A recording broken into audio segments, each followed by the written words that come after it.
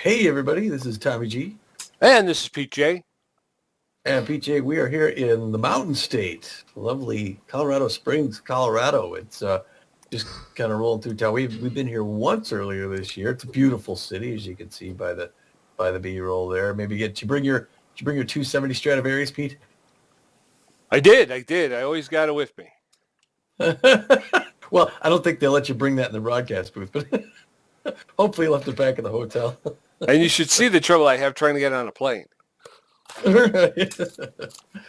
Well, it's good to be here in Colorado. This is the beginning of our last road stand of the year. We, as you can see when they bring the schedule up here, we are visiting the Buzzards today, and then we head down to Florida to meet the Water Bullets for 2 games there. So, 3-game stretch before bringing it back home again, Pete. And also, as you can see, if I go up here just one extra up, we're 8-2 in our last 10 games. Just been killing it, really making this playoff run.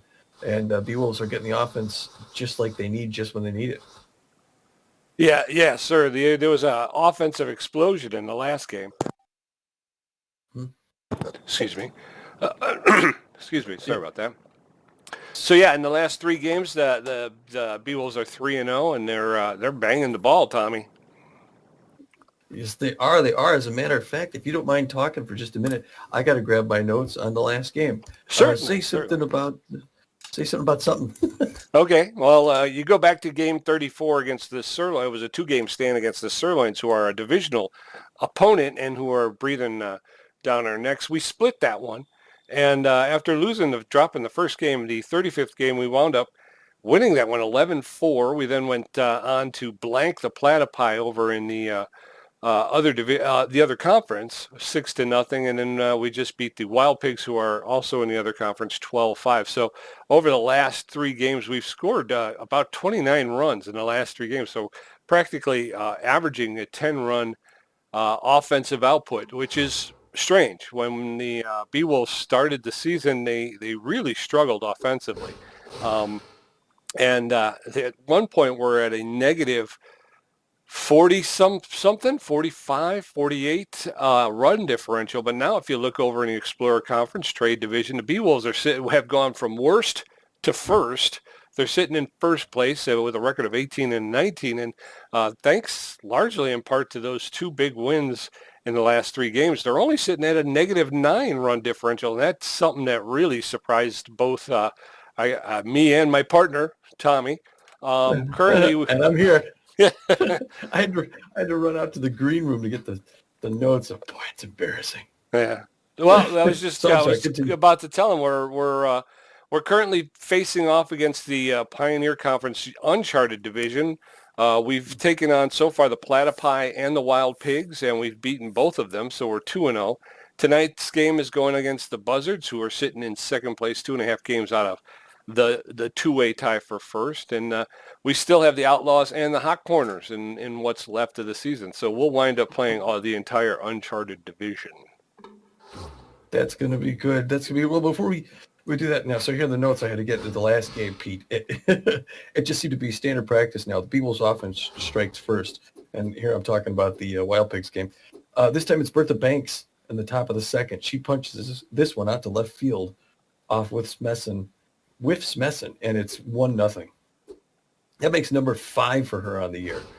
But she wasn't done as we'll soon learn. It wasn't done as we'll soon learn, because then with 1 out still in the top of the second, Eliza Peck continues to make a comeback as she drills this one out in the left center field, bringing Gina Torrance all the way around from second, and it's 2-0 B-Wolves. Even though Peck tries to grab 2 for some reason, which is odd because she's not that fast. But then, Pete, we rarely get to see this sort of thing. With Hurley Bender, you never know. He takes one out over the center field wall, the rare pitcher home run. And it's now 3-0 B-Wolves as we close out the second. I remember him getting that one at Tacoma, but this one was sweet at home. Yeah. He came up big for us. Well, Mr. Bender, as his neighbors call him, gets right to work in the top of the third, dropping Wild Pigs pitcher Smithson to start an 8K run. But Enrico Goyo spoils the party when he steps up with 1 out and nobody on, bashing this one out over the deepest part of center field. And, Pete, the Beewolves knew they couldn't let up because the Pigs are capable of coming back. Yeah, like so many of the teams in the league, they may struggle to make contact, but a lot of them are power hitters, so they can change the course of a game with one swing. But Bender doesn't get mad. He gets even, this time as he strikes out Bloop Michaels for the second out. And then Spanky Wagner to close out the side. Then, in the bottom of the third with 2 on, the reinvigorated Gina Torrens drills this nice outfield single past the mound, bringing Buster Biggs around from second, adding another to the Beewolves' lead, giving them some breathing room. So I know there I was starting to breathe again. Yeah. I'm talking with my... I'm having trouble with the pipes tonight, and so I keep flipping my mic up to try and clear my throat. But then I start talking, and you can't hear me. But in the top of the fourth, Godfried Storm gets a hold of a split-finger fastball from Bender that he anticipated, placing this one in the third or fourth row of the left field bleachers, and the Wild Pigs start to inch their way back into the contest. Well, Bender gets the consolation prize when he drops Man and Moon to close out the top of the fourth. Then, in the bottom of the fourth, Buster Biggs pops this fly ball out to deep left field, and Bender, who has speed, tags up and races home, putting the Beewolves further out in front, 5-2. And normally you'd think like a 3-run lead is enough, but they knew they had to keep the pedal down. Yeah, they did. In the top of the fifth, Bender gets his revenge against Goyo, dropping him with a full count. Then in the bottom of the fifth, with a runner at third, Eliza Peck drops this sweet bunt to the left of the mound, bringing in the runner, and it's a 6-2 Beewolves.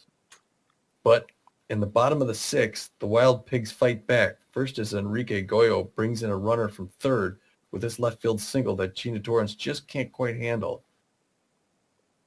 And then, with 2 outs and a runner at first, Roberto Alba steps up and takes one over Buster Biggs in left field, and the Wild Pigs reduce the lead to a single run. 6-5 is exactly what we were worried about. Yes, sir.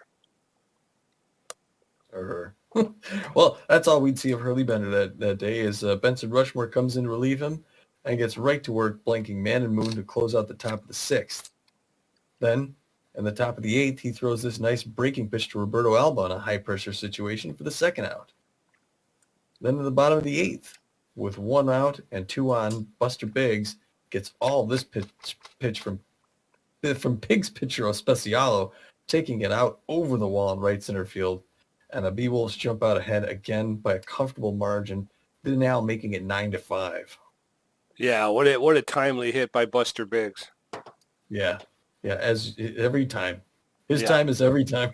and the Beewolves didn't take their foot off the pedal, like I said, Pete. We see another rare event when Bertha Banks comes to the plate and hits another home run out over center field, and a jumping Man and Moon, and with a runner on, and it's now 11-5 Beewolves. Yeah, and at this point, but Bertha's second home run of the day. Yes, a 2 home run game. Really, really something to be proud of. To add, I forget what her number is. I think she's 5 or 6, but. Well, the Beewolves get their last run of the night when Benny Balmer, who was brought in to pinch hit, pushes this one out into left center field, bringing in Gina Torrens from third, and the score rests at 12-5 Beewolves. Smack Avery then comes in to close out the night, putting Bloop Michaels away for the second out. And then the game ends when Flash Evans grounds out to Laura Franco, and the Beewolves provide huge offense, dominating another first-place team, winning this game by 7 runs, Pete. They look unbeatable in the way they're playing.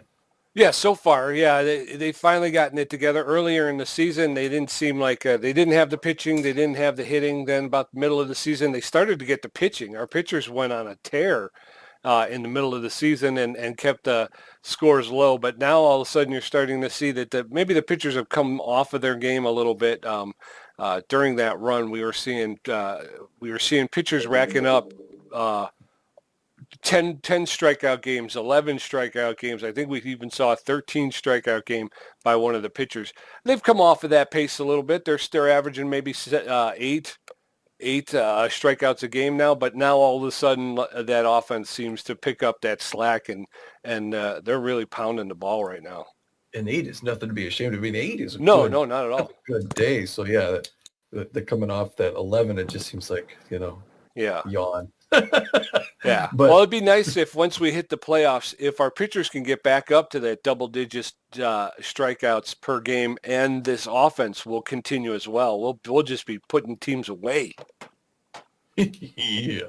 Well, again, that brings us to regular season game 38 of 44. It's been a marathon thus far, but the 18 and 19 Beavles are contact specialists, like we always say. Good contact, good rotation. A win today would bring them to 500 ball, which is not usually a milestone that you're hoping to end on.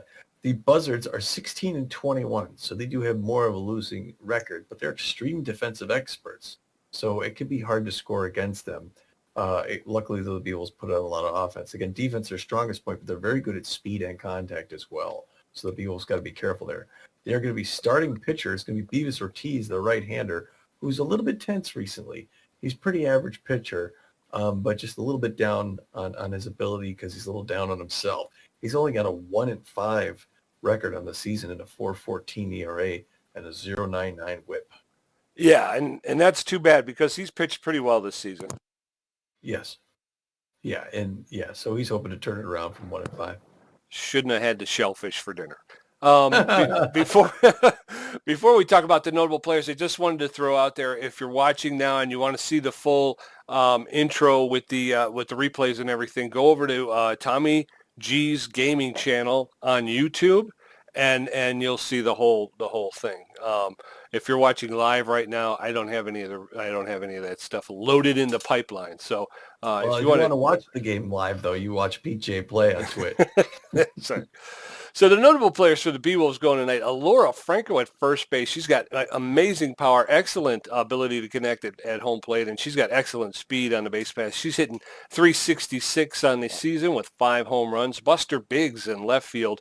Brad's little brother. I keep calling him Brad for some reason, but it's Buster Biggs in left field. He's got good power. He's got better than average ability to connect, and he's got good speed on the base pass. He's hitting 406 with 7 home runs. And then the locked-in Bertha Banks, and how can you not be locked in after a 2-home-run game? I think she wind up with 5 RBIs on the day, I think. So, yeah, huge game last game. Bertha Banks will be playing third base. She's got better than average power, better than average ability to connect, and about average speed on the base pass. She's hitting 314 for the season, and she's got 6 home runs. Very nice. Those are 6 home runs we all appreciate.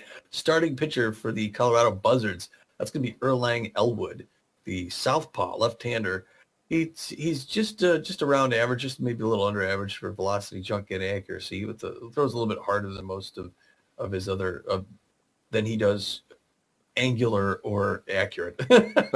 He's got a 1-3 record on the season, a 4.11 ERA, and a 1.20 WHIP.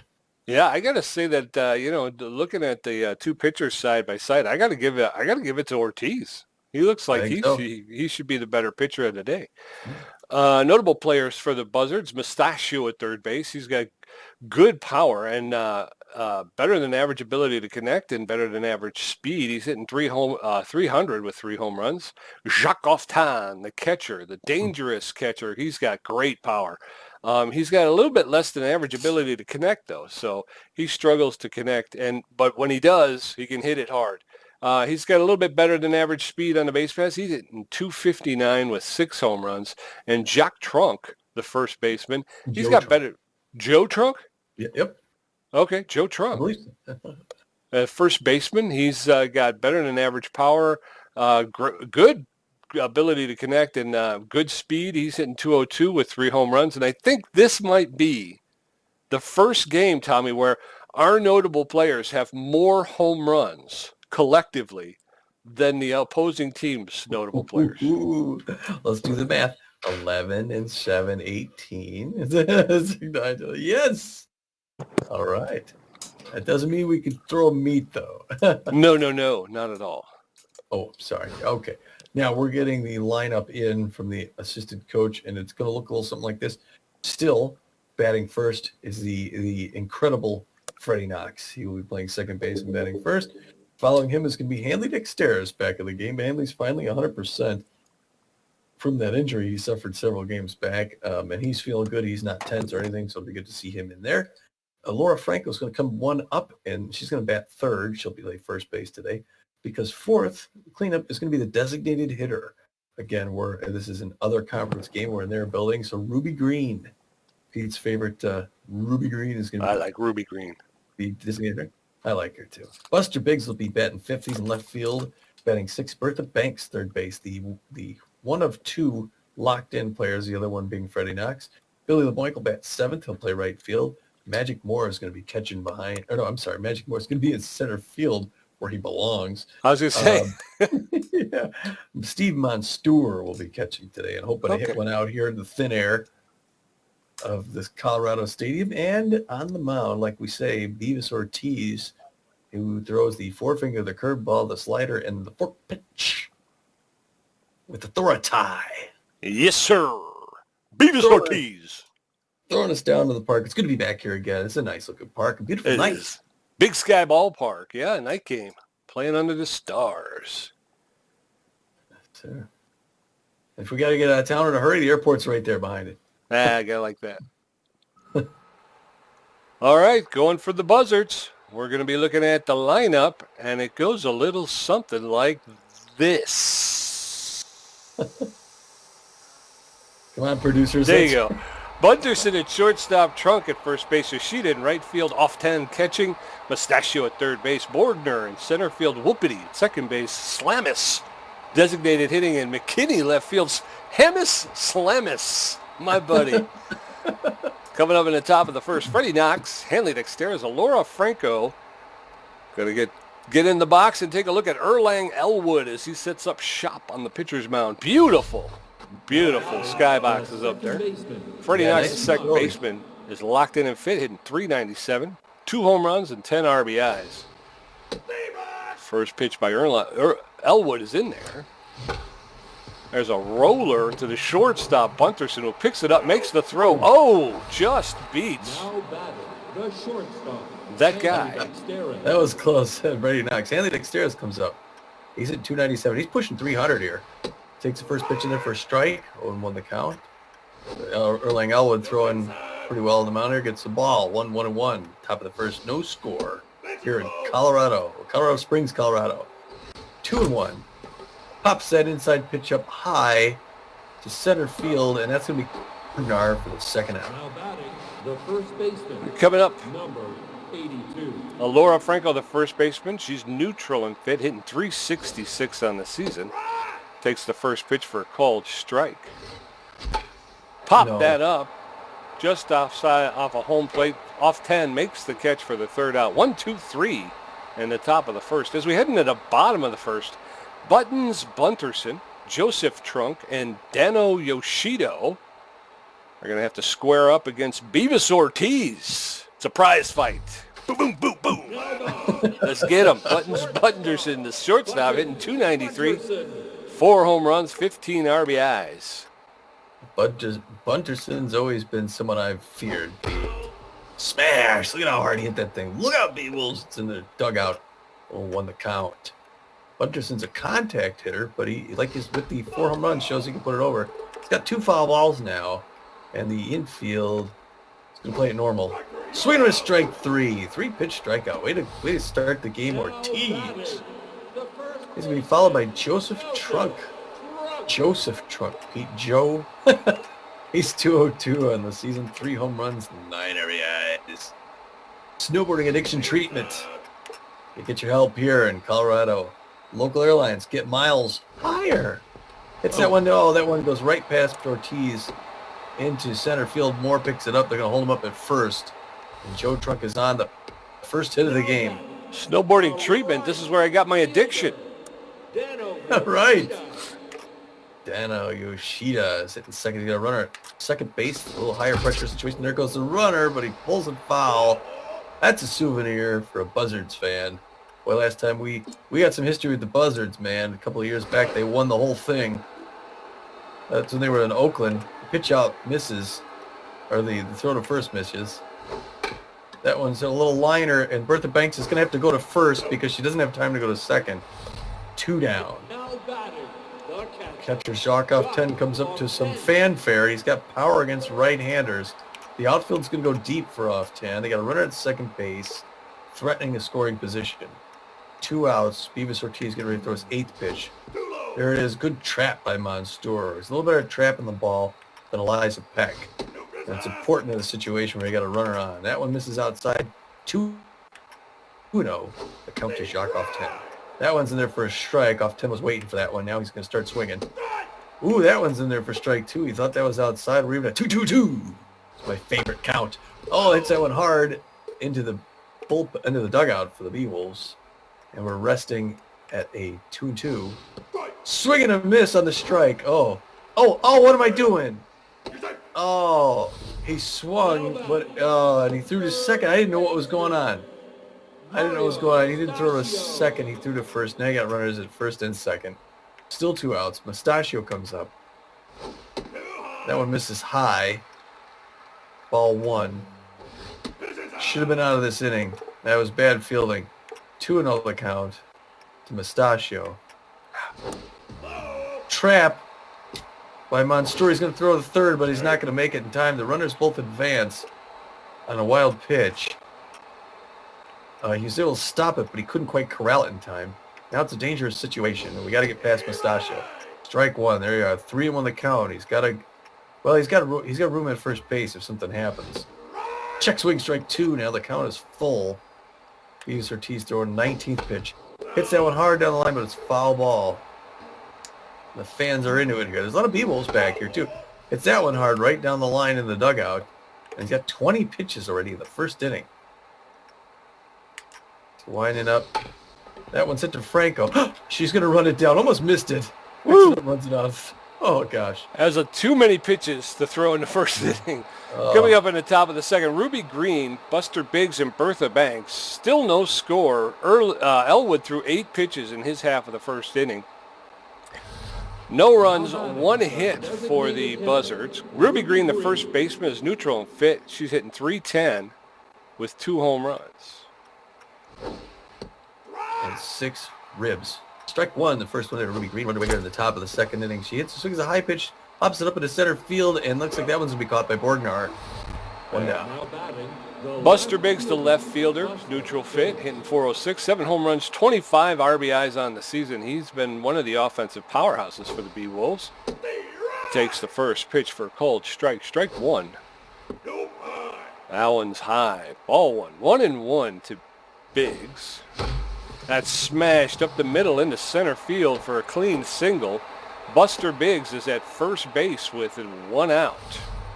It's the first hit for the Bee-Wolves. I think Bertha Banks up now locked in, hitting .314. Looking for home run number 7 up here in the thin air in Colorado. First pitch. Oh, it's high one popped up. That's going to be caught by off 10 behind home plate.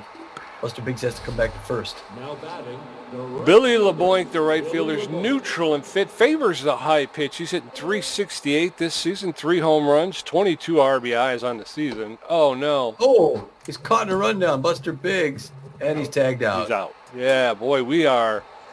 This Bee-Wolves team does not look very good so far in the first 2 innings.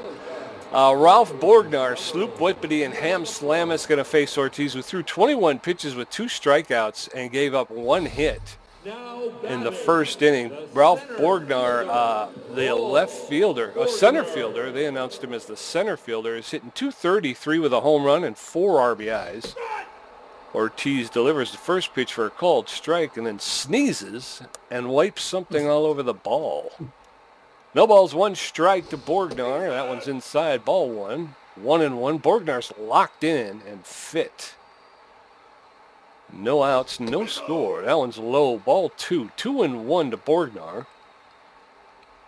Bottom of the second here in Big Sky Stadium. That's in there for a called second strike. Evens up the count at 2 balls and 2 strikes.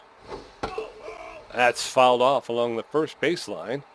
Borgnar bought himself another pitch, so it's 2 balls, 2 strikes. Popped up, and who's coming to get it? And it's Buster Biggs. Oh, and he missed it. He And overran it. Oh, jeez. I'm getting some Hickety hops. 2 balls, 2 strikes. That's in there for a called third, and Borgnar goes down on strikes.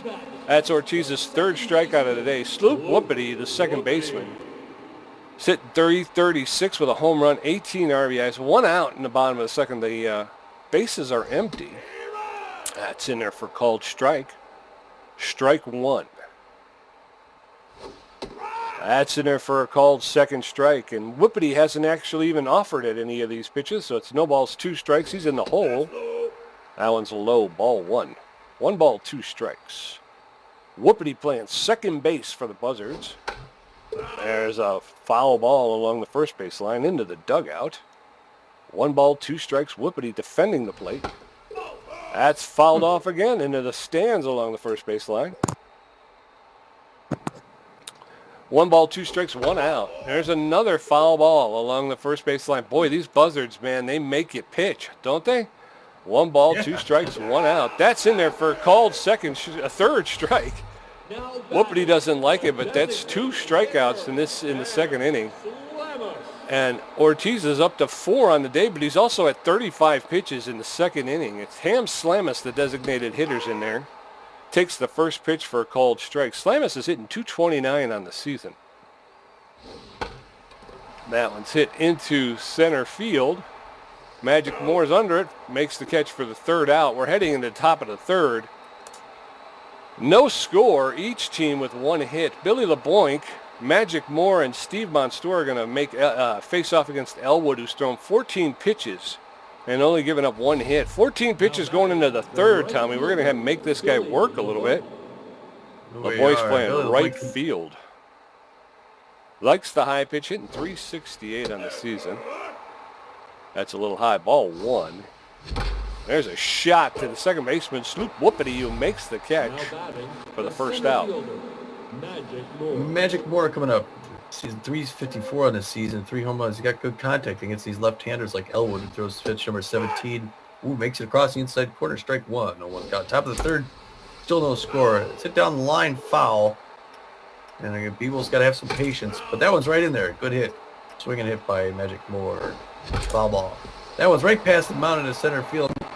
Magic Moore was determined to get on base. Real good single. I'm getting a bunch of lag. Steve Monstour, the catcher, is tense but fit. He's hitting .403 on the season with 3 home runs and 12 RBIs. First pitch is in there for a called strike. Strike 1. There's a shot. That's going into the gap in right center field, and everybody's running. And it's going to pull in to second for a double, and a run scores, giving the B-Wolves a 1-0 lead. Yeah. The second baseman. It was a hit and run. He was off before the pitch, so. Great running there. Freddie Knox up now. He's 0 for 1 of the day. Still hitting .392. First one's there for a strike. You got Steve Monstour at second base. Oh, he reaches out, hits a roller to Elwood. Oops. Who gets that second out. Now batting. And doggone it. Freddie Knox standing at first base. Hanley Dexterra steps in. 2 outs, top of the 3rd. B-Wolves with a 1-0 lead. That's outside, ball 1. 1-0. There's a shot, and Hanley Dexterra has just pounded this ball, and it's gone. Holy cow, upper deck shot. Hanley Dexterra is back, folks. That one went 426 feet and landed in the upper decks. That's his 4th home run and 14th RBI of the season, and the B-Wolves are out to a 3-0 lead now with Laura Franco stepping in. Nice hit. Yeah, they're 0 for 1 to Laura Franco on the day. The bases are cleared now. It's 2 outs in the bottom of the 3rd. Smashes that one into center field. That's going to be a clean signal. Borgnar picks it up. Make sure she doesn't grab 2. All right, Ruby Green, the designated hitter. She's neutral and fit. 0 for 1 in the day. She's known as an RBI man around the league. She's hitting .305 with 2 home runs. That one's inside, ball 1. 1-0. That's popped up behind home plate. That's going to be caught by Jacques Oftan for the 3rd out. But the B-Wolves put 3 on the board off of 4 hits. So it's B-Wolves 3, Buzzards nothing. Spitz McKinney Buttons, Bunterson, and Joseph Trunk are going to come up and face Ortiz, who's thrown 37 pitches and got 4 strikeouts, and he's given up 1 hit.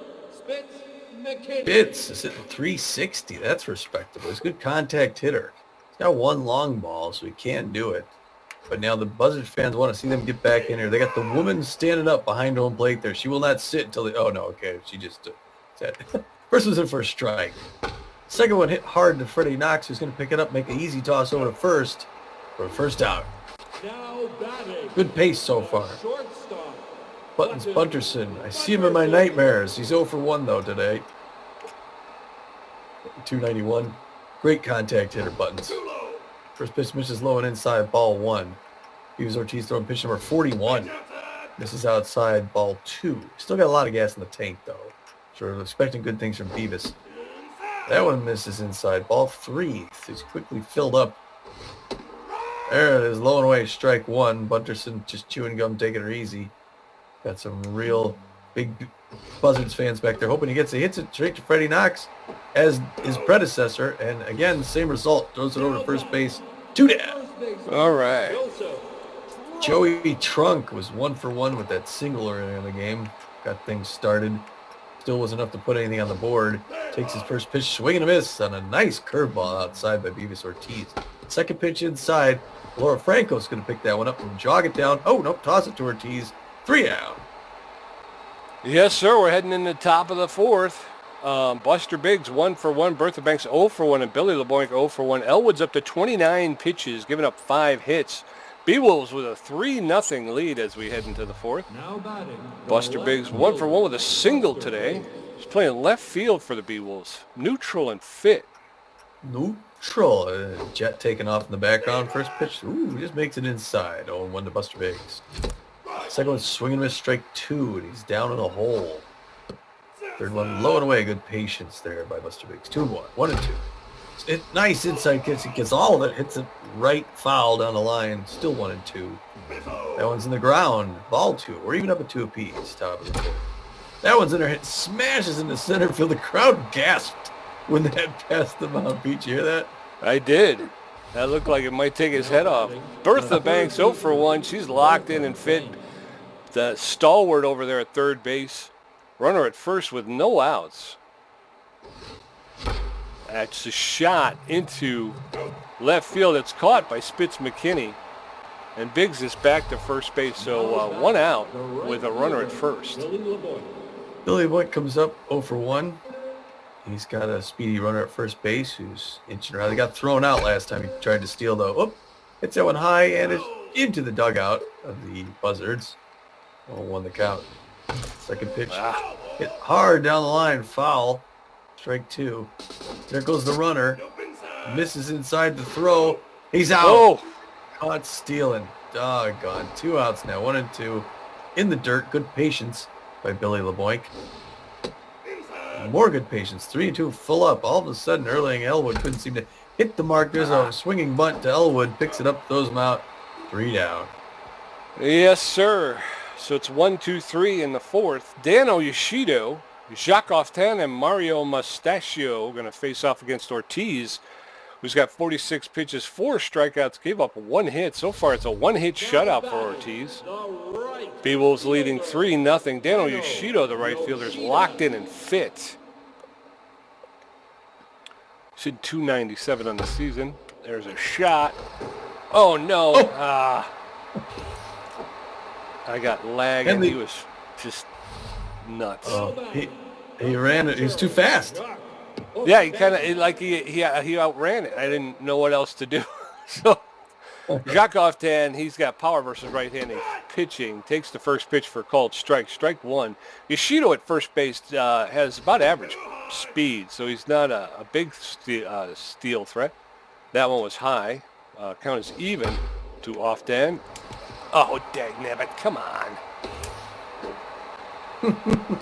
All right. That was yeah, Freddie Knox. I don't, Mario Mustachio, the third baseman, 0 for 1 today.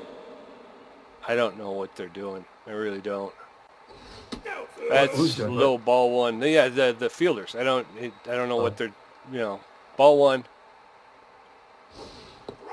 That's in there for a called strike. 1-1. Runners at first and second with no outs. There's a roller that's going to... got to Dexteris, who threw to third to get the leading runner for the first out. But we're still in the same situation. Runners at first and second with one out now. The runner at second has bad jumps, which makes him a poor potential steal threat. First pitch is in there for a called strike. No balls, one strike, one out. Borgnar, that's a throwback to second base to Dexteris. Borgnar, the center fielder's up. He's hitting .230 on the season. Oops. There's a roller, a hard roller along the third base line, foul. No balls, two strikes. Borgnar's in the hole. Allen's inside, ball one. 1 ball, 2 strikes. Beavis Ortiz can do a lot. There's a roller to Dexteris. Oh. Picks it up, makes the throw to third. They get the lead runner again. So it's 2 outs. Runners at first and second. Sloop Whoopity, who's tense but fit, hitting .333 on the season, takes the first pitch for called strike. Strike 1. No balls, 1 strike. There's a roller to Freddie Knox. He's going to pick it up, make the throw over to Laura Franco to retire the side. So some poor fielding play early on, but it doesn't cost them. So we head into the top of the 5th. Magic Moore 1 for 1. Steve Mutzstore 1 for 1 with a double. And Freddie Knox is 0 for 2. Elwood's up to 42 pitches. And he's given up 6 hits. Now batting, the center fielder. Magic Moore, center fielder's neutral and fit. He's got good connection versus left-handed pitching. He's 1 for 1 today with a single. Takes the first pitch for a called strike. Strike 1. Swing and a miss. Strike 2. And Moore is in the hole 0-2. Elwood lobs that one high. Ball 1. 1 ball, 2 strikes. That's in the center field. That's going to drop for a clean single. And Magic Moore is standing at first base with nobody out. That's a familiar position for him. Now batting. Yeah, it is. Steve Mutzstore expected great things from today. He's 1 for 1 with a double RBI. Got a fast runner at first base. First pitch is right in there, hit hard. It's to Bunterson, though. That's the easy down. Oh! Towards the second, he drops the ball. Everyone's safe. An error there on the second baseman. Freddie Knox, our second baseman's up. He's 0 for 2 today, but he's locked in and fit. Sloop Whoopity with the error. First pitch is inside, ball 1. Second pitch is inside, ball 2. 2-0 to Freddie Knox. That's in there, just clips the upper inside corner. 2 balls, 1 strike. That's popped up in the center field. Everybody's going to be back on the base. 1 out. Freddie Knox flied out to center field. The shortstop. Here comes Hanley Dexteris, 1 for 2 with a home run, 2 RBIs. There's a 2-run upper deck up there in left field. That was fun to watch. Fast runner at second base. First pitch is outside for a ball. Top of the 5th, 3-0 B-Wolves. That one also outside. Good patience by Hanley Dexteris. He's a consummate pro. Here comes the 54th pitch by Elwood. Finally makes it in there for a strike. 1-2 the count, or 2-1 the count. Dexteris pops it up in the right field. That's going to be an easy out. Waving it off is Yoshida for the second out. Runners at first and second with 2 outs now. Come on, let's get somebody in here, Laura. Laura Franco, the first baseman's 1 for 2 with a single today.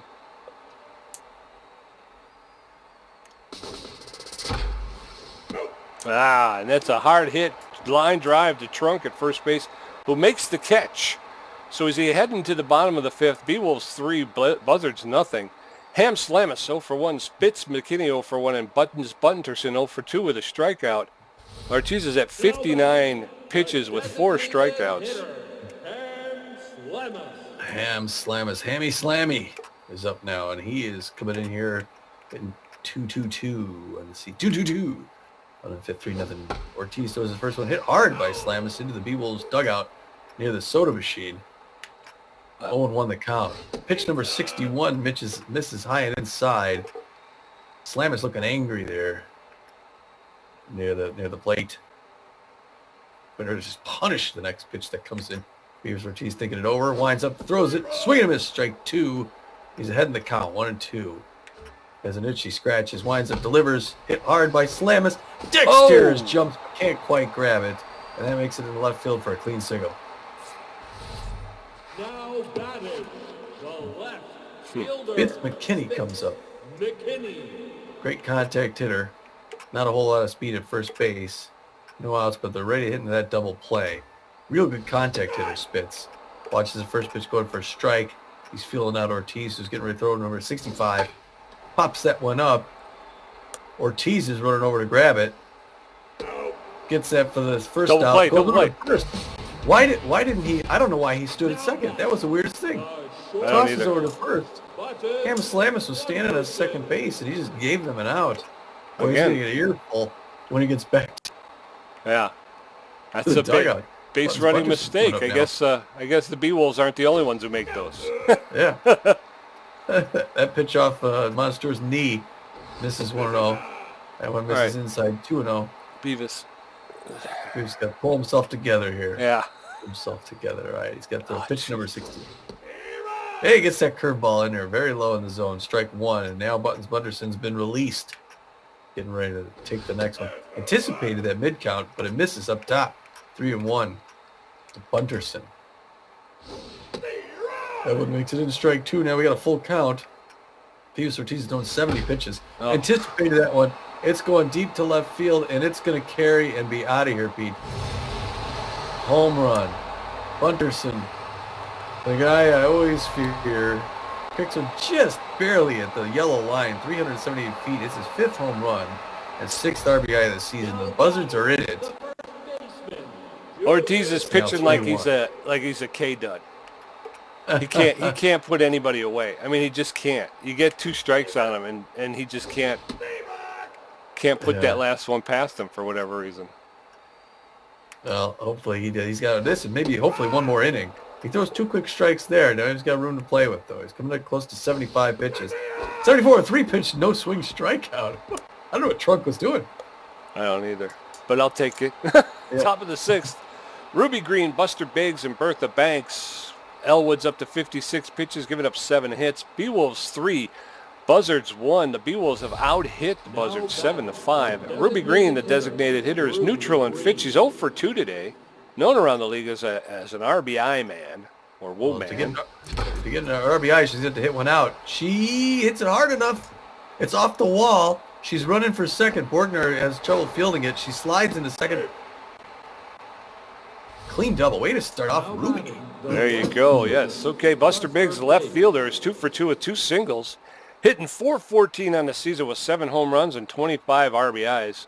Ruby Green does not have a ton of speed on second base, so she's not a threat to steal. The first pitch to Biggs is in there for a called strike. That one's high. Ball 1. 1-1. That's a smash. That's going into the gap in left center, and everybody's running. And Buster Biggs pulling into second with a double, and Ruby Green comes around to The score, third baseman. Man, making it Buster 4-1. Buster Biggs is unstoppable. Bertha Banks come up. She's locked in, hitting good power. She's got Biggs at second base, who's fast. First pitch misses there for a ball.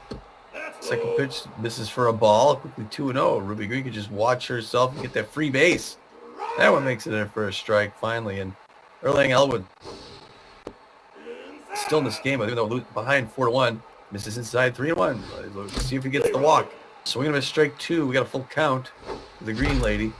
It's that one hard. It's a liner to Whoopity on the ground, who picks it up, throws her out. For the first out, she advances Biggs to third base. The right fielder, Billy LeBoy. Billy LeBoy, the right fielder's neutral and fit, favors the high pitch, but he's 0 for 2 so far today. A hit, scores a run, Billy. That's inside, ball 1. 1-0. That's fouled off along the third baseline. 1 ball, 1 strike, 1 out. That one's high, ball 2. 2 balls, 1 strike. That's a smash. They're going to... Oh, they got Billy LeBoink at first base, and Buster Biggs was unable to score on the hit. Magic Moore. Infield was Magic Mark. playing in. Yeah, they were. Magic Moore comes up 2 for 2. Good contact against Southpaws. Ooh, has to back out of the way of that one. Ball 1. 2 outs. In the top of the 6th. That one makes it in for strike 1. We're even up 1 apiece. That one's right down there. It pushes it into the Buzzards dugout. 1 and 2. It's that one hard. Oh, and a diving catch by my Mustachio. Mustachio. But the B-Wolves put one more on the board, making it 4-1. Dano Yoshida 1 for 2. Jacques Offin 1 for 2 with a strikeout. And Mustachio's 0 for 2. Ortiz is at 74 pitches, 5 strikeouts, only giving up 5 hits. Dano Yoshida, the right fielder, is locked in and fit. He's 1 for 2 today with a single. Yoshida playing right field for the Buzzards. Takes the first pitch for a called strike. Strike 1. That's in there for a called second strike, and Yoshida finds himself in the hole. No balls, 2 strikes. Bottom of the 6th with no outs. That one's low, ball 1. 1 ball, 2 strikes. Allen's inside, evens the count at 2. 2 balls, 2 strikes. Allen's high, and the count has gone full. 3 balls, 2 strikes to Yoshida. That's a ground ball to Franco, who's going to pick it up, makes the throw to Ortiz, who's covering for the first out, and Yoshida goes down. Jacques Offin, the catcher, is neutral and fit. He's got power versus right-handed pitching. He just laced that one deep to center, and that's gone. Upper deck. Holy cow, upper deck, straightaway center field. That's got to be a record there. 471-foot home run for Jacques Offin, his 7th home run and 23rd RBI, and it's 4-2 B-Wolves as Mario Mustachio, the third baseman, steps in. He's 0 for 2 today. Made a heck of a catch in the top of the 6th to end the B-Wolves side. There's a roller right to Dexteras, who's going to pick it up, make the throw to first for the second out. And it's 2 outs. Rolf Borgner, the left fielder, is playing center field today. That's in there for a called strike. No balls, 1 strike. Bases are empty with 2 outs. That one's high, ball 1. Count is even, 1 ball, 1 strike. B-Wolves 4, Buzzards 2. That one's low, ball 2. 2 balls and a strike to Borgner. There's a roller to Bertha Banks, who picks it up barehanded, makes the throw, and gets Borgner at first for the third out.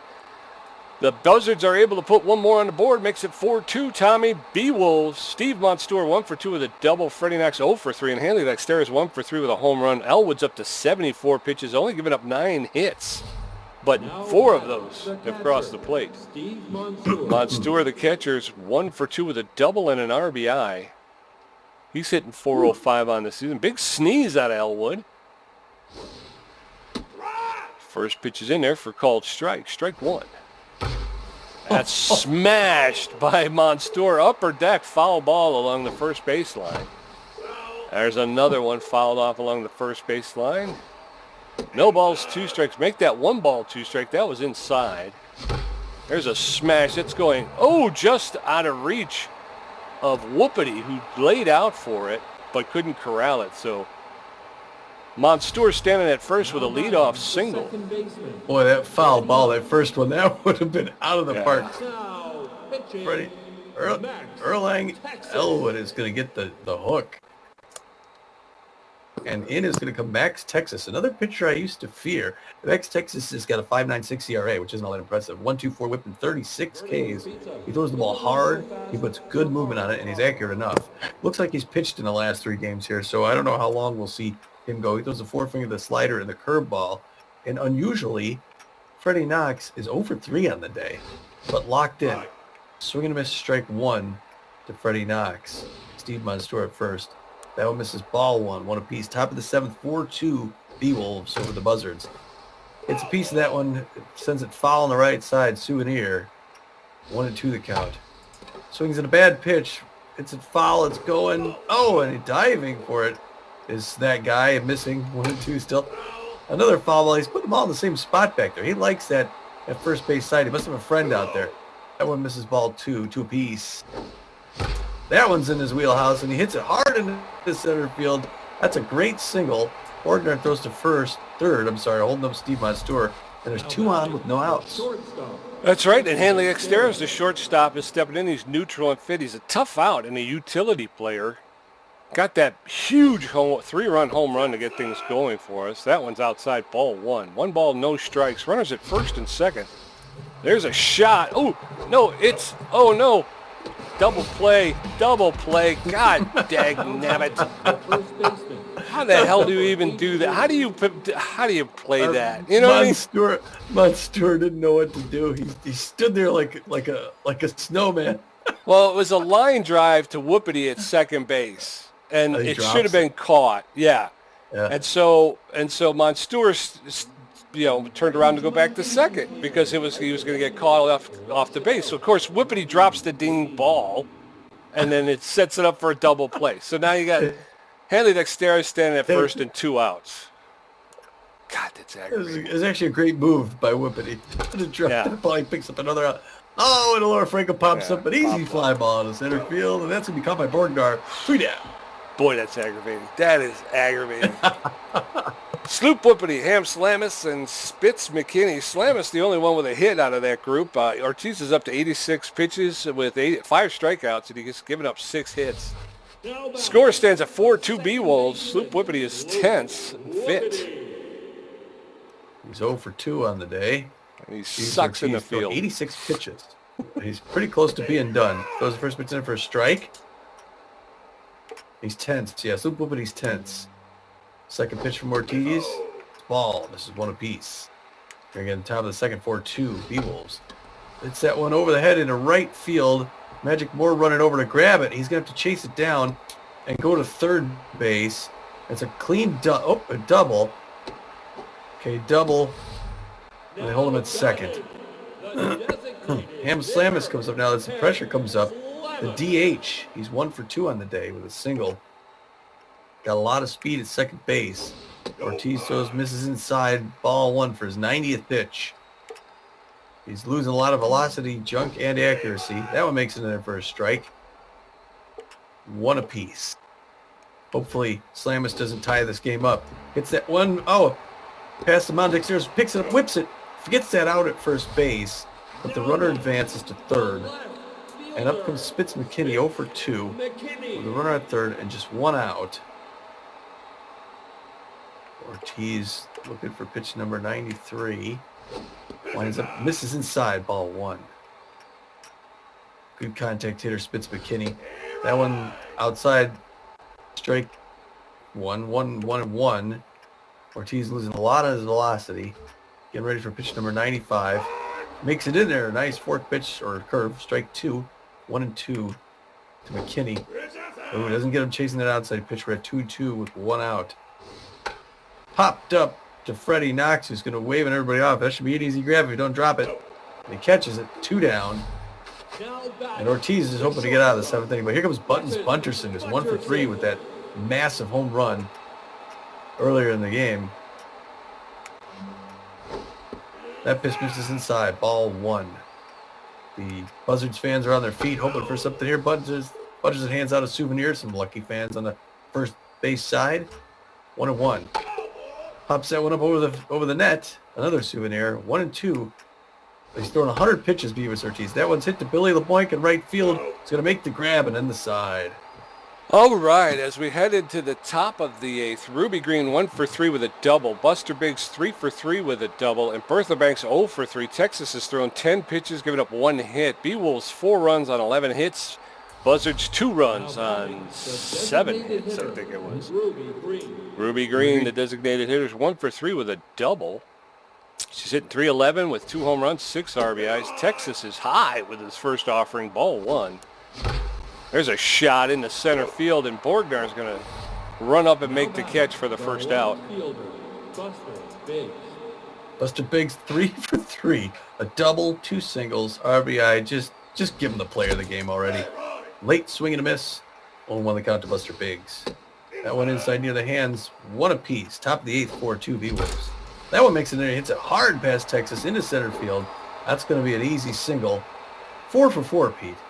Yes, sir. Bertha Banks locked it in fit 0 for 3 today, hitting .306 with 6 home runs, 15 RBIs. Come on, Bertha, you're due for 1. 1 out, top of the 8th. Texas delivers high, ball 1, 1-0. And that's a shot. Bertha Banks is going deep, and it's caught. It's with his back to the wall for the second out. So Biggs had to get back. He was off with the pitch. Billy LeBoink's tense and fit. Hold on a second here. He's 0 for 3. Yeah. Batting, Poke Foster. Poke Foster. Yeah. Oh, I'm sorry. You're batting. Hey, look at that. Did I pick it or what? Go, go, go, go, go. You're running. Yeah. Oh, wow. All right. Poke Foster with a double. Uncharacteristic for the slow poke. Magic Moore, the center fielder, is 2 for 3 with 2 singles, hitting .362. He's got good connection versus left-handed pitchers. That's popped up in the center field. It's going to wind up being caught by Borgnar for the third out. But coming up in the bottom of the 8th, Joseph Trunk 1 for 3 with a strikeout. Daniel Yoshida 1 for 3, and Jacques Oftan 2 for 3 with a home run and a strikeout. Ortiz is at 101 pitches, 5 strikeouts, giving up 7 hits. Joe Trunk, the first baseman, is neutral and fit. 1 for 3. He's got a single today. Now at right field, Poke Foster. Poke Foster playing right field for the B-Wolves. Beavis Ortiz is going to take a seat. He's 101 pitches is a yeoman's job right there. Coming in to relieve Ortiz, Tats Belfour, the relief pitcher. He's got a 4.41 ERA, a 1.13 whip, 29 strikeouts. He's feeling neutral and fit. He's got a little bit less than average velocity, about average junk, and a little bit less than average accuracy. He's fully rested, but he's known around the league to be walk-prone. He's got a 4-seam fastball, a slider, and a curveball, and he's going to be facing off against Joseph Trunk, the first baseman. First pitch is in there for a called strike. He's got to scratch something on the behind there. The behind. 0-1. That one's outside, ball 1. 1-1 to Trunk. No outs, bottom of the 8th. Buzzards trailing by 2. That's in there for a called strike, and Trunk is behind in the count. 1 ball, 2 strikes. Balfour delivers that one a little high, ball 2. 2 balls, 2 strikes to Trunk. That one's a little low, ball 3. 3 balls, 2 strikes, full count. Balfour walk prone. There's a shot to Laura Franco, is going to take it herself and beats Trunk to the base for the first out. Daniel Yoshida, the right fielder, is locked in and fit. 1 for 3 on the day with a single. Sitting 300. That's fouled off along the third baseline. No balls, 1 strike. Yoshida with 1 home run this season. Balfour delivers inside. Ball 1. Count is evened up 1-1. That's in there for a called second strike, and Yoshida is behind in the count. 1 ball, 2 strikes with 1 out. Balfour goes right at him, throws that one. That's a little high. Ball 2. 2 balls, 2 strikes, 1 out in the bottom of the 8th. That one's low, and the count is gone full. 3 balls, 2 strikes to Yoshida. That's in there for a called third strike. Yoshida is the first strikeout victim for Balfour. So 2 outs. Jacques Oftan 2 for 3 with a single and a home run. He's got power versus right-handed pitching. That's in there for called strike. Strike 1 to Jacques Oftan, the catcher. Balfour up to 13 pitches. That's in there for strike 2. Very quickly, Oftan is in the hole, 0-2 with 2 outs. There's a roller to Freddie Knox, who'll pick it up, make the throw to first, and get Oftan for the third out. And here we go into the top of the 9th. Steve Monstour 2 for 3 with a double. Freddie Knox 1 for 4. And Hanley Lexteris 1 for 4 with a home run. Texas has thrown 19 pitches and given up 3 hits. B-Wolves 4, Buzzards 2. Now batting. Steve Monstour, the catcher's neutral and fit. 2 for 3 with a double, a single, and an RBI. He's got power against righties, but Texas is a lefty. Throws that one, misses. Ball 1. Good patience there by Steve Monstour. We're underway here at the top of the 9th. That's a liner to Bunterson on the ground, who throws him out at first base. Wow. Freddie Knox, the second baseman's locked in and fit. 1 for 4 with a single today. He's hitting .390 on the season with 2 home runs.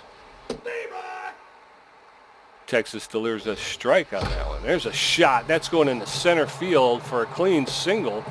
Freddie Knox is standing at first base with a one-out single. Now batting the shortstop. Let's get him around here. Hanley Dexter is 1 for 4, that huge home run. And that's it for Max Texas. He's going to come out. They're going to bring in Dax Singh, the closer. Number 24, Dax Singh's got a 5.68 ERA, a 1.89 whip, and only 3 Ks on the year. Hasn't seen much action, I don't think. He throws the ball hard. He's got fair movement on it, and he's pretty accurate. He throws a four-finger, the curveball, and the changeup. Smash by Dexteris into center field, over the glove. Dexteris is going to round go for second. The runner from third is going to make it home. Wow, way to go. All right, so Laura Franco steps in with Dexteris standing at second. 1 for 4 with a single is Franco. That first one is shot. That's into center field, and Dexteris is coming around third. He's heading in, and he's going to score easily, making the score 6-2. B-Wolves, as Ruby Green, the designated hitter, steps in. Boy, 1 for 4. The B-Wolves are showing to be a dominating team, man. The second half of the season, Pete, they were the worst team to start it off, and now they're the best team closing it. Second pitch hit hard by Ruby Green down the line, and it's going to drop fair. Everyone's coming around. Ruby Green sliding into third safe. She's the second. Laura Franco's the third. Only 1 out, and here comes Buster Biggs. Buster Biggs 4 for 4, a double, 3 singles, and an RBI. Runners at second and third with only 1 out. Biggs takes the first pitch outside, ball 1. 1 ball, no strikes. That's fouled off along the third base line. 1 ball, 1 strike. Oh, no. That's a fly ball back to the pitcher. Runners were able to get back, but Biggs is out. Bertha Banks comes up. 3-3 average here. She got runners at second and third. It's that one hard, and it's into the gap. Everyone's going around except for Bertha. She's going to hold up at first. She brings in 2 runs, Pete. The B-Wolves are jumping away. It's 8-2 now. All right. Polk Foster, the right fielder, is neutral and fit. He's 1 for 1 with a double. Bertha Banks standing at first base with 2 outs in the top of the 9th. That one's outside, ball 1, 1-0 to Polk Foster. It's a fly ball in the foul territory, out of play. 1 ball, 1 strike. Foster gets a hold of that one, just curves, foul. 1 ball, 2 strikes to Foster. That's a looper into left field. That's going to fall for a clean single. Polk Foster at first, Bertha Banks at second, and in steps Magic Moore. Magic Moore now 2 for 4 with 2 singles. A ton of speed. He's got runners at first and second and 2 outs in the top of the 9th. It looks like there's going to be another B-Wolves victory. That one crosses the plate inside, ball 1. Dax Singh's going to hang in there and finish this one out. 1 apiece now to Magic Moore. That one's hit hard to center field. It's going back. It's back. And it's at the wall. Gordner pulls it in for the third out. Oh, but the B-Wolves pick up 4 runs in the top of the 9th, making it 8-2 as we head into the bottom of the 9th. Mario Mustachio 0 for 3. Ralph Borgner 0 for 3 with a strikeout. Whoopity 1 for 3 with a double and a strikeout. Balfour's at 15 pitches and has 1 strikeout. Mustachio's 0 for 3 today. He had a real nice diving catch at third base on a nice line drive earlier in the game. Hits that one hard to left field. Buster Biggs running up to grab it for that first out. Ralph Borgner comes up 0 for 3. He's caught so many balls in center field today. That's his contribution, but he's 0 for 3 for the Buzzards. They need him to get on base. Ralph, we're looking at his 17th pitch. Winds up, delivers in there for strike 1. Low fastball. His 18th pitch winds up, delivers. That one's hit hard over Bertha Banks' head, and that's going to land foul. 0-2. Borgnar's in the hole. Balfour in the driver's seat. Hit inside corner. That's going over to Magic Moore. Is going to grab it. Backhander. 2 down, Pete. We got 1 more to go to finish this game up. And here comes Sloop Whoopity. He was 1 for 3 with a double earlier in the game. Looking a little bit tense in the right-hand batter's box. Hits that one hard to Freddie Knox, who couldn't dive for some reason. And he's going to get out with a single. Had the same and problem. Here come the Buzzards. They're coming back. Hamas Salamis, 1 for 3 with a single. He's got a fast runner at second base. That's Belfort throwing 20 pitches. Here comes 21. It's in there for a strike. 0-1 the count. Medium pressure here. Goes over to first to try to get the runner. Franco gets it in the dirt. Nice stop by Franco, but not in time. Inside corner, strike 2, and we're 1 strike away from ending this game. Let's see if Belfort get him to chase trash. Goes to first again. Franco can't quite get her. Him still 0-2 with 2 outs. Belfort swinging him a strike 3, and that's it, Pete. Oh boy, the B-Wolves win another one. 2 losses in 11 games. 9-2. What a match. Yes, sir. Yes, sir. It was somewhat close, but they blew it all open at the end there. Like I said, they big offense in the third to start it.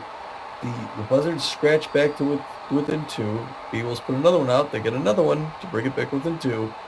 And then at the top of the ninth inning, 4 runs. They almost got 20 hits again. Yeah, they're hitting the ball very well, very well.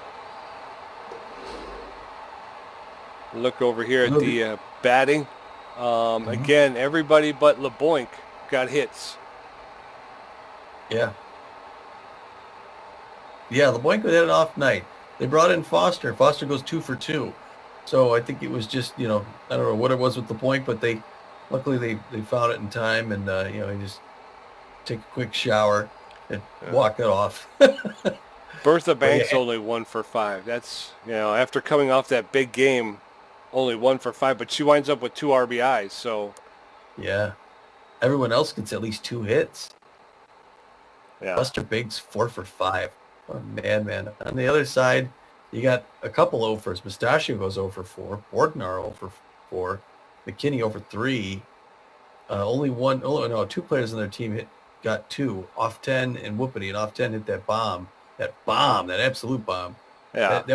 I think it was just short of Filet Jones's home run in our building. Yeah, it was 471 feet, and I believe Filet Jones was 477.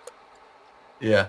So he came up about 6 feet shy of Filet Jones's bomb. Both of those huge, just explosive, So fun for the home fans.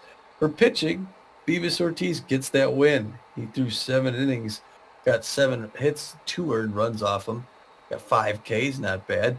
2 home runs off him, though. They were big ones. Yeah. His ERA's 3.96 now, and his record improves to 2-5. Tats Belfort comes in late game, gets the save, throws 2 innings, gets 1 hit off him, gets 2 Ks of his own. His record's now 4-0-2. And then for the Buzzards, Erlang Elwood came in, pitched 6 innings. He was doing pretty well, and then I think the B-Wolves started to take some more pitches, forced him to start throwing some pitches. He pitched 6 innings, gave up 10 hits, 4 earned runs, gave up 1 home run. He leaves with an ERA of 4.33. His record suffers, he's down to 1 win, 4 losses. Texas came in through 2 1/3. Always a tough pitcher. But again, I think the B-Wolves just sat back on him and waited, and he winds up giving up 4 hits, 1 earned run. His ERA is at a 5.85. His record's 3-3-3. And then Dax Singh comes in and closes out the game. He pitches 2/3 of an inning, gives up 5 hits, 3 earned runs. His ERA is up to 9, and he leaves with a record of 0-1-3. Oh, jeez. Did Singh start the season on the waivers? I thought for some reason he looked familiar, but he may have. Yeah, we'll have to find out. Anyway, players of the game, Pete. The first player of the game is superstar shortstop Hanley Dexteris. He went 2 for 5 today with a double, 3 RBIs, and he scored 2. Oh, and a home run. I'm sorry, I breezed right over that. He was 2 for 5 with a home run. It was a 2-run home run. He had a double, an RBI double, so he finished with 3 RBIs, and he scored 2 runs himself. He was able to score in that 8th inning from second base on a single to left field. So, yeah. Yeah, it was good. Yeah, and a home run was an upper deck home run, so it's good to see him back in full form at the top of the players of the game list. He's followed closely behind by the B-plus starting pitcher, Beavis Ortiz, who had a good night tonight, like you mentioned before. He went 7 innings, was losing a little bit of wind there, but he got only 7 hits off him. That's a hit inning, 2 earned runs. If in case you couldn't do the math, 2 earned runs and 5 Ks. Yeah, and he not bad for a guy who came in and was tense. That's what he Yeah. started the game. And the third start of the game was the A- Jacques Often, the catcher for the Buzzards. He was 2 for 4 today. He had a home run, an RBI, and he scored a run. And Often hit that towering home run, wasn't it? Yeah. Yeah. That was nuts. That was crazy. Because Bunterson's just made it out, right? Yes. Yeah, Bunterson barely hit the yellow paint. Tommy G had 9 hits on the day, 1 home run, 5 RBIs. He had 3 strikeouts. I wind up with 10 hits, no home runs, 3 RBIs, and 4 strikeouts, and 48%. So did I say 52%? Tommy had a 52% contribution. I had a 48. So I don't recall. not bad. Post-game show. It was another great offensive game there by the Beavers. Just really, really looking good here at the end of the season. Yeah, it was. It was a good win. I don't know if you want to talk about some of the development afterwards, or there's a lot actually. Yeah, I mean, oh yeah. Well, let's talk about it. Okay, Let's start us off. All right, let's talk about Eliza Peck shed a few pounds after a bout of food poisoning. That's always a positive. So her speed goes from a 20 to a 22. So she got a little bit more speed on the base paths. That's one diet there you don't want to have. But Hurley Bender is rare to take on new training regime. He's got new training available to him, target practice, which would make him throw a little harder, get 1 on the velocity, and 2 on the accuracy. So that's possible. That's $1.16 million, though. I don't know. Smoke Frederick lowered his asking price. He's an overall B player. He's his previous salary is $10.7 million. He's lowered his asking price to $10.3 million. He's a 33-year-old right field outfielder. Just keeping an eye on him. It looks like there's been a move here. Colvincenzo often offended a Herbisaur's coach, as happens way too often this season. People are just walking on eggshells with these coaches are so brittle. Anyway, he offended the Herbisaur's coach and was replaced by Angela Sanchez. So Sanchez got dropped, didn't she? I believe. I forgot who she got dropped from. But Colvincenzo's an A- 30-year-old first baseman. He's an asset for any team. I don't imagine he may get picked up before the end of the season. His salary was $10.7 though. He was paid well, but wow, that's a big change for the Herbisaurs. Yeah, it is. Wow. Angela Sanchez comes in. She's C+. She's not bad. She's her biggest thing is her arm at 97. That's what they gain with her. They pick up 40 on the arm from from first base, right field, but they're down in everything else. So that's scandalous. Yeah, I mean, because you're talking about you're losing practically 40 on power. You're losing practically 40 on ability to connect too. So, yeah, that's going to be. I think that's going to hurt them in the long run. The only thing I can think is they're clearing up space on their. They've kind of figured they're probably not going to make the playoffs, so they're clearing space on their roster for some money. I don't know. Yeah, boy, and then Seth Ranette gets signed onto the Overdogs, replacing Werner Bergenberg. I've never even heard of Werner Bergenberg. Seth Ranette, though, is a C- overall. He's got a 25 velocity, and he's a C-. Seth Ranette, the starting pitcher, he's a C+. So you lose a little bit picking up Bergenberg. Most notably, you'll lose velocity, and he's also not as good of a hitter as Ranette was. Seth Ranette was making $4,900,000, whereas Bergenberg is only making $1,500,000. So again, maybe another cost-saving measure, because I think the Overdogs are also in last place in their division, aren't they? Yeah. That's got to be a cost saving because they've dropped everything to pick up Ranette. So it looks like they're saving $3.4 million And if you look at it, the Overdogs, as it sits now, are in the Seafarer division, and they're 5.5 games out of first place. So, Yeah. and the Herbiswords, they're in the trade division with us. They're 5 games out. So, yeah, you kind of figure they're not really making moves for the playoffs at this point. They're just it seems like they're clearing space on their roster. Yeah. Well, let's see. There's 13 games before we play at the Water Bullets, unless we want to watch. And we could catch the Freebooters, Arctic Freebooters. We could catch the Water Bullets at the Buzzards, because they come in to play the Buzzards before we play them. If you wanted to watch one of those games before that, otherwise, we can call the scores. What do you think? I don't know. Where are we at in our standings here? Because the Water Bullets have made some moves. They're in second place now. Yeah. We could watch that game. Might be interesting. Well, maybe we'll leave it like this then. We'll see if we get time to watch that. Great. If not, then we'll just simulate it before the next game. All right. Well, then this is a good start to a road trip, Pete. Yes, sir. Yes, sir. That was a good one.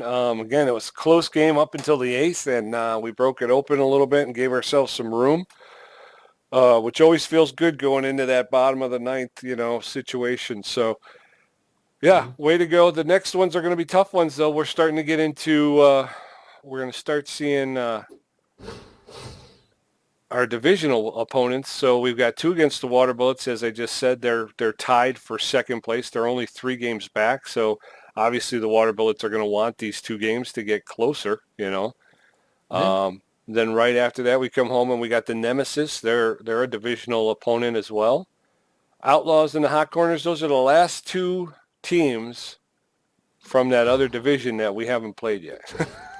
Yeah. The Outlaws and the Hot Corners, yes, and we're 3-0 against the Uncharted division. So that's kind of been our division right there. Oh, that's pretty cool. Yeah. So the Outlaws and the Hot Corners represent the last 2 teams in that division, and we're going to wind up playing them. The Water Bullets and the Sirloins are tied for second. Well, no, and the Nemesis. So we've got 2 against the Water Bullets coming up, and then we got 1 against the Nemesis. All big games. The Herbiswords, like we said. Then we got the Outlaws, Hot Corners, and then the last game of the season against the Herbiswords, who, like we said, are pretty much, I think, done for the season. Yeah, 14-24. They're 5 games back in our division. There's no way. Yeah. If we lost every game they won them all, well, we're 19-19. If they won 6 more, they would actually beat us.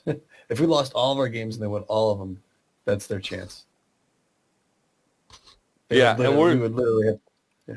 I just want to point out too, before we end the broadcast here, the B-Wolves are now 19-19, so we're sitting at 500 baseball, and our run differential is a -3. Crazy. I was going to say, when you go back and you look at like the first 11 games, what were we, 1-10? We had 1-11, I think.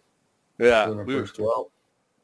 Yeah, you go back and you look at the first half of the season, the first quarter, the first half of take a look at the halfway mark and see where we were at, and it's just to where we are now. Wow, what a journey! There's been no bigger turnaround in this season. It's funny because 2 seasons back, the Beavers had the best record in the whole league. Last season, they were one of the worst, and then this season they started off with the worst and have fought back to be one of the best teams. It's weird. It's been fun to be a part of. It has been. It's been a lot of fun. It has. It gets aggravating. I know it was for both of us. It was very aggravating at the beginning of the season when it didn't seem like we can do anything right. And now we've turned around and it seems to be going the other way, where we seem to be figuring it out pretty good. Yep. All right. Well, I guess until then, maybe you get up to Fort Collins and check out your garage there, since you've headquartered there now, right? I do, yeah. I got a headquarters up in Fort Collins, and I do got to do some truck driving. I got to drive some truck in America. I got to get back over to Euro as well. And obviously, the baseball season doesn't lend itself to that very, very easily. No, it's busy. All right, well, we will call it from there, and then eventually, pretty soon, we will get on a flight down to Florida, where we're going to finish out our road trip with 2 against the Water Bullets. So until then, this is Tommy G. And this is PJ, and we're saying, get out of here. Good night.